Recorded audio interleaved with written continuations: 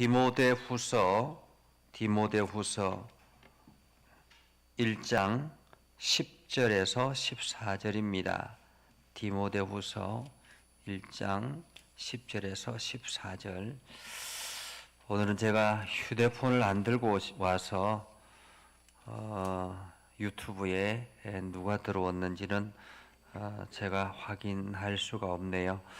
아무튼 유튜브 온라인상을 통해서 함께 수요 예배 드리는 우리 장로님, 권사님들 늘 참 감사하고 또 하는 모든 일들이 참으로 은혜와 복으로 가득하게 하시며 그 기도가 응답되어지는 놀라운 기적의 역사가 일어나기를 주님의 이름으로 축복합니다.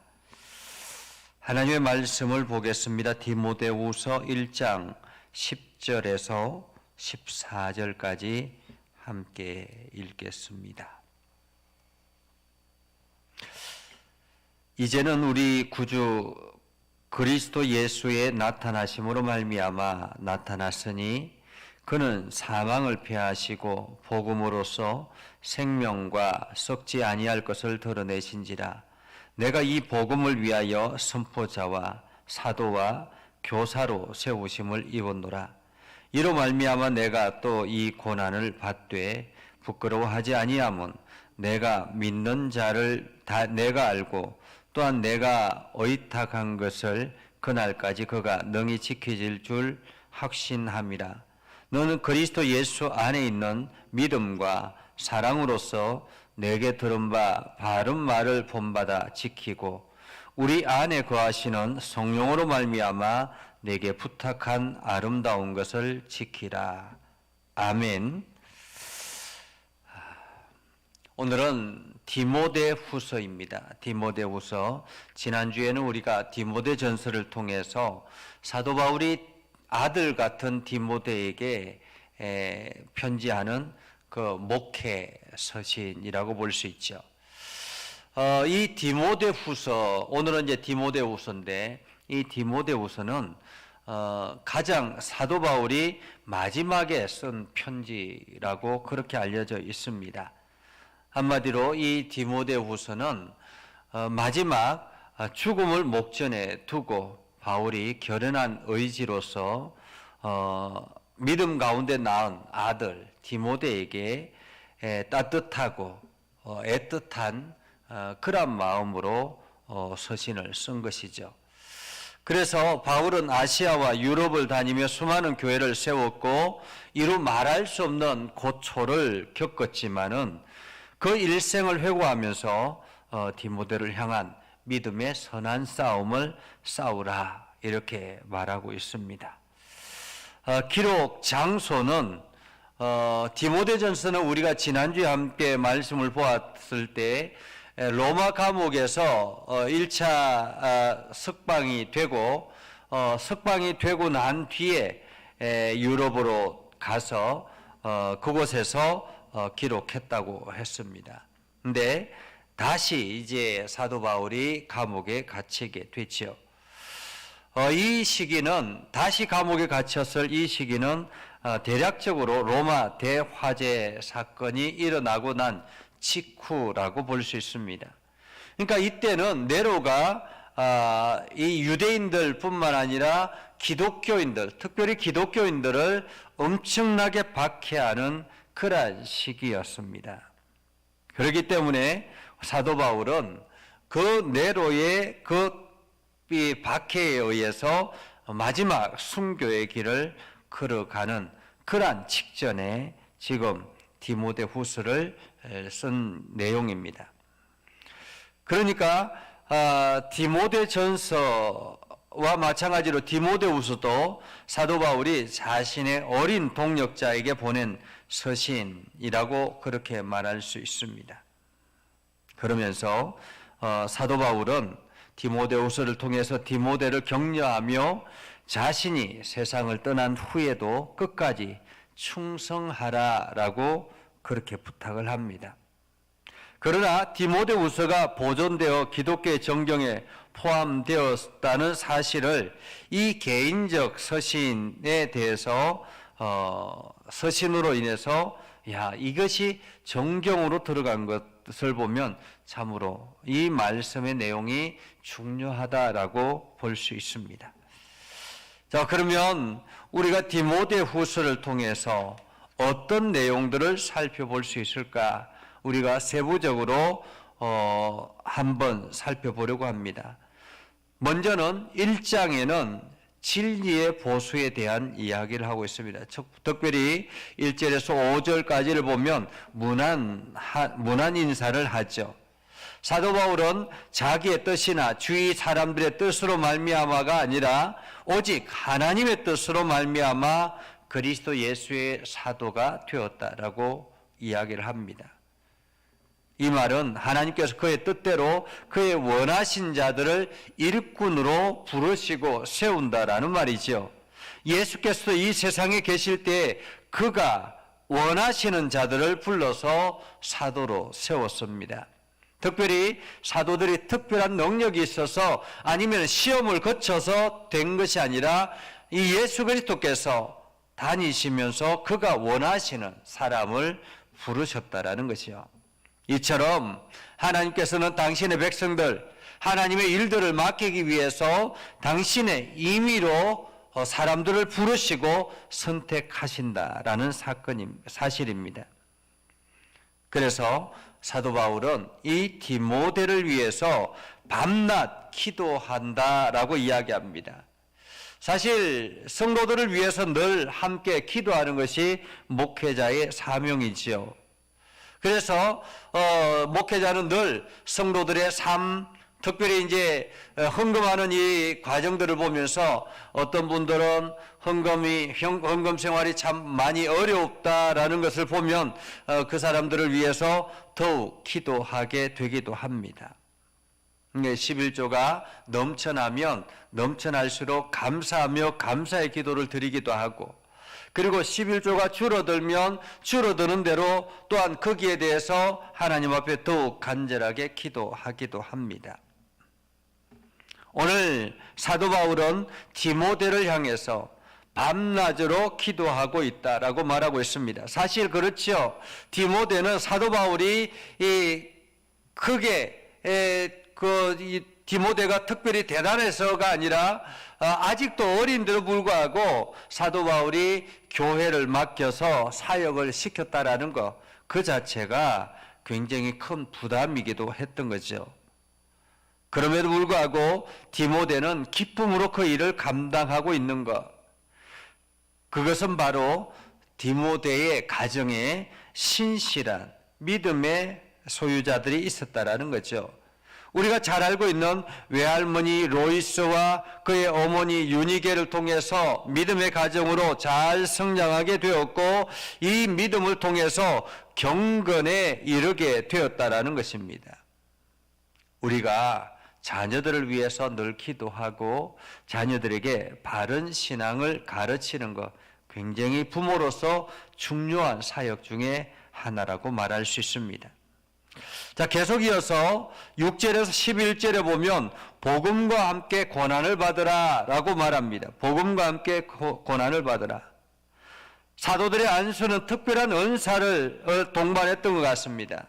사도 베드로와 사도 요한이 사마리아 교인들을 위해서 기도하고 안수했을 때 성령께서 내려와서 그들의 마음을 사로잡아 주셨던 것처럼, 사도 바울이 디모데에게 안수했을 때도 하나님의 은사가 디모데에게 넘쳐났던 것입니다.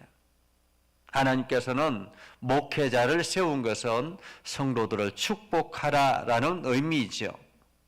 하나님께서 이스라엘 백성들을 가나안 땅에 들어가기 위해서 광야에 부르셨을 때 가장 먼저 명령했던 것이 아론 제사장을 통해서 이스라엘 백성들을 축복하라라고 했던 신명기 말씀이 있지 않습니까? 우리 교회에 계단을 올라오면 늘 그 말씀이 많은 사람들에게 읽혀지며 그 말씀의 축복이 그대로 이루어지기를 소망하는 마음으로 계단 위에 간판으로 새겨 놓았습니다.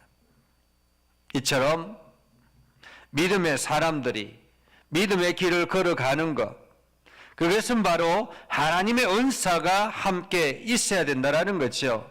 복음의 일꾼은 그러한 사명감과 충성심, 이것이 바로 성령의 충만함을 통해서 일어나게 된다라는 사실입니다.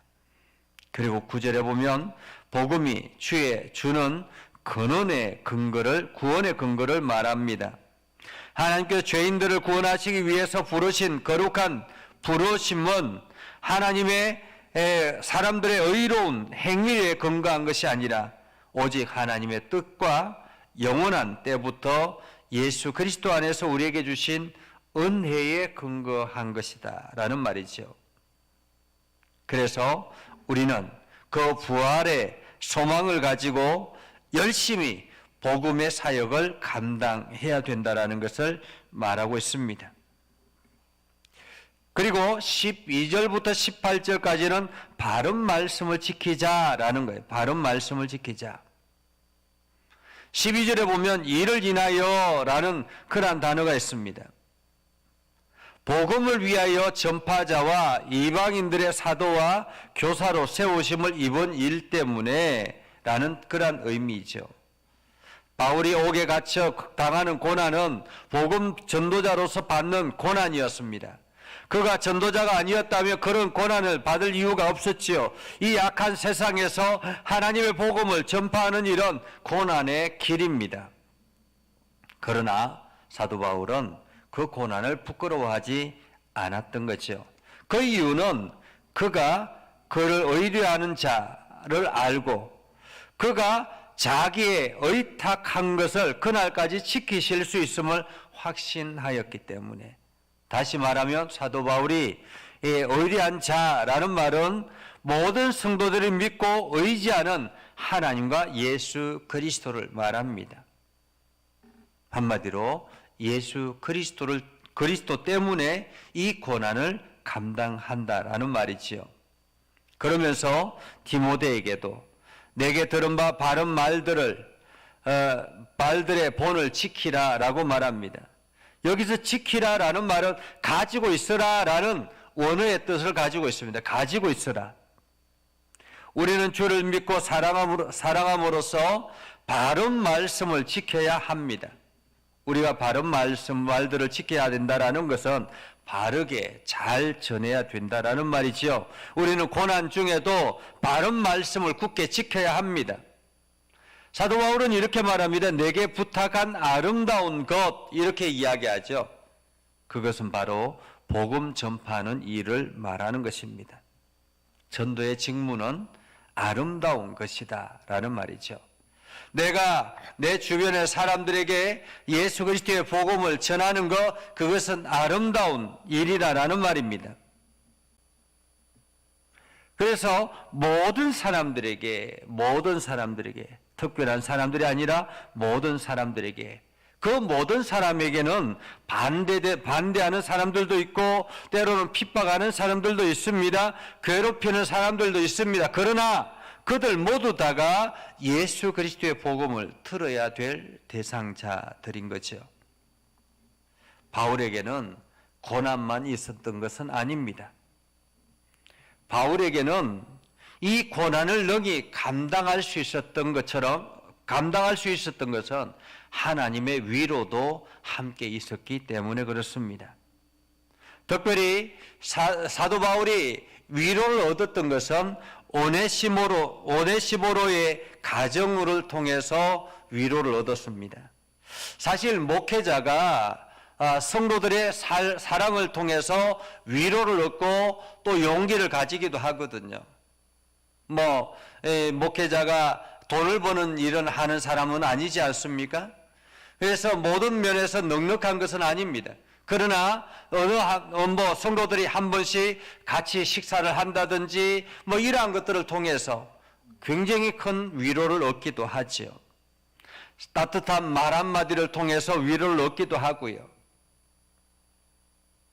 오늘 사도 바울은 이 고난을 능히 감당할 수 있었던 것은 오네시모로의 그 가족을 통해서 하나님의 위로가 사도 바울에게 있었다라는 말입니다.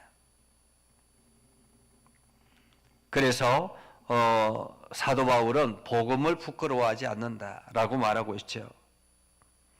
2장에 보면 좋은 일꾼에 대한 이야기를 하고 있습니다. 사도 바울이 고난에 대해서 디모데에게 잘 이겨내라라고 말하면서 좋은 일꾼은 무엇인가? 좋은 일꾼은 무엇인가? 여러분, 좋은 일꾼은 어떤 일꾼이 좋은 일꾼이죠?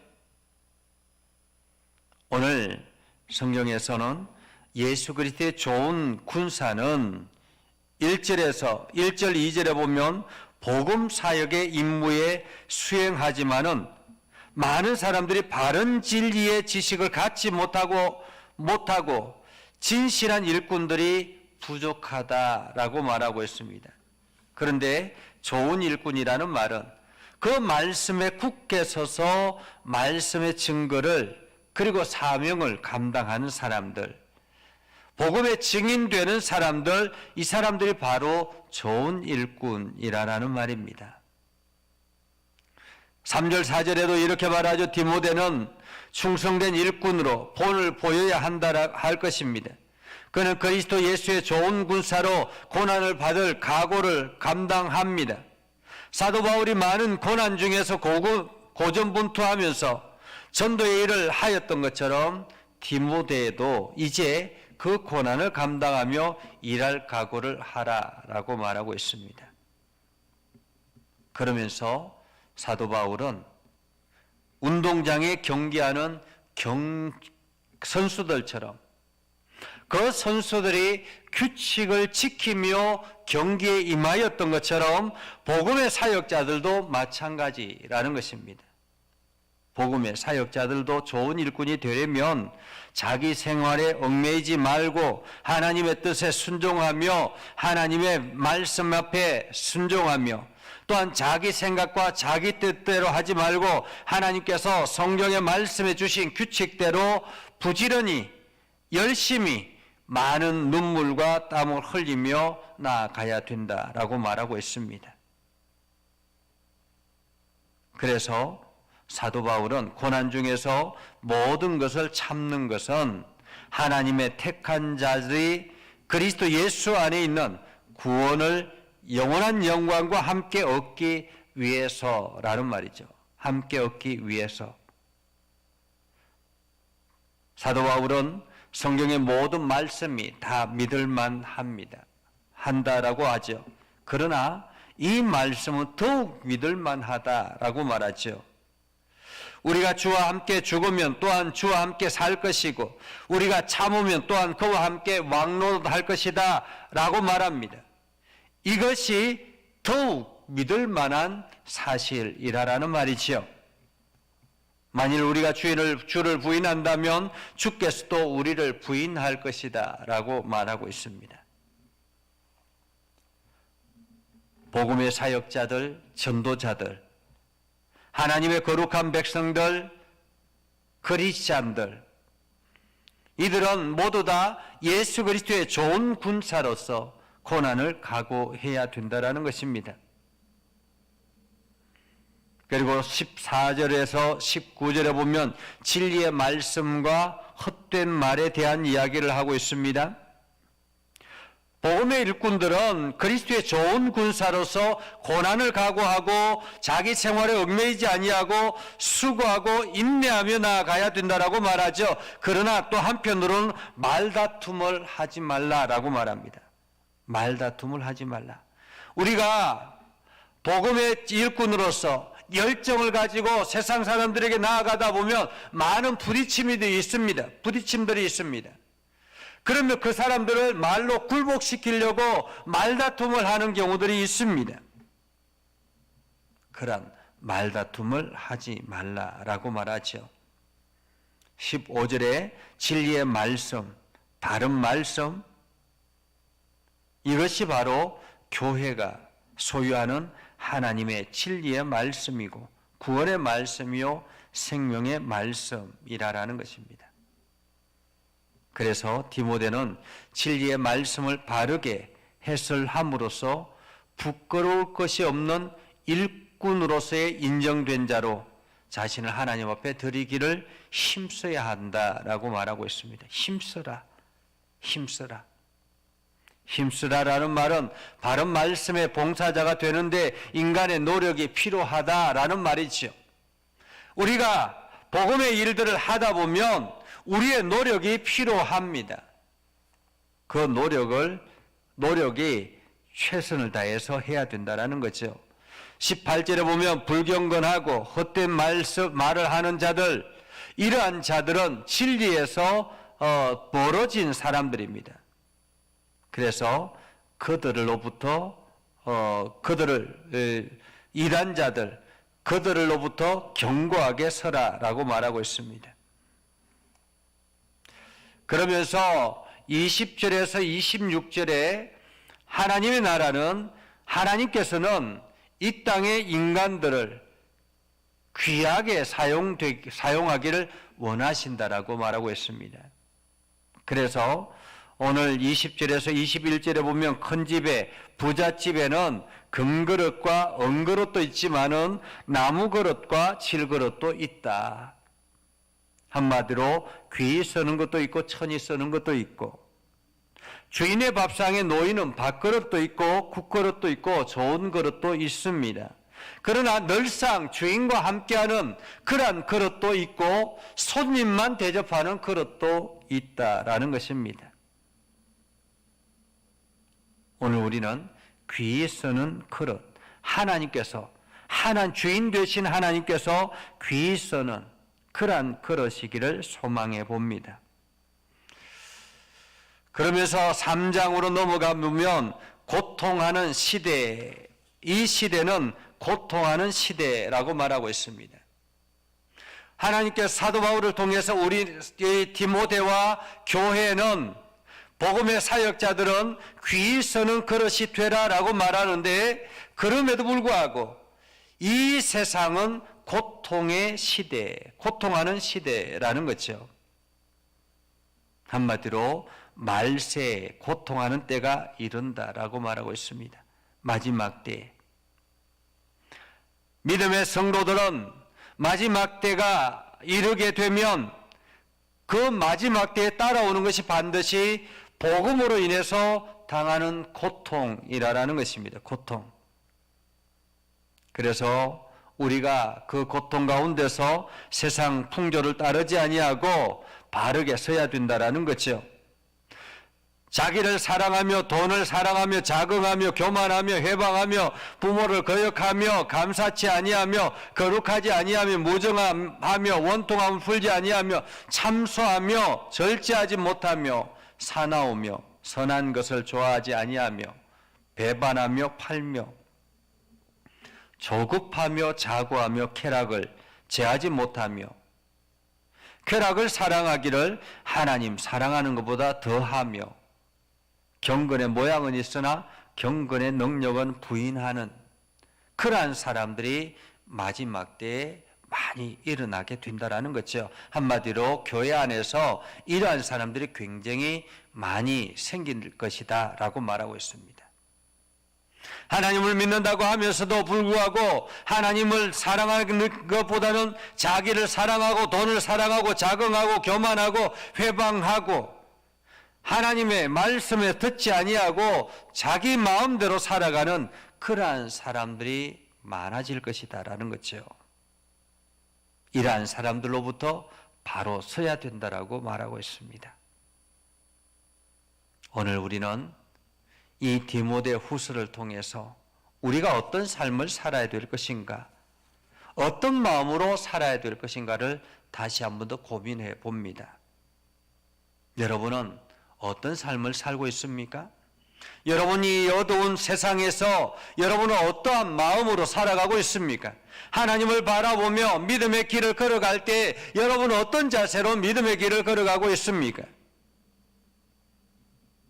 하나님께서 당신의 아들을 이 땅에 보내시며 다시 부활의 소망을 우리에게 주시기 위해서 그 아들을 십자가에 못 박고 다시 살아나게 하셔서 부활의 영광을 우리에게 보여주셨습니다.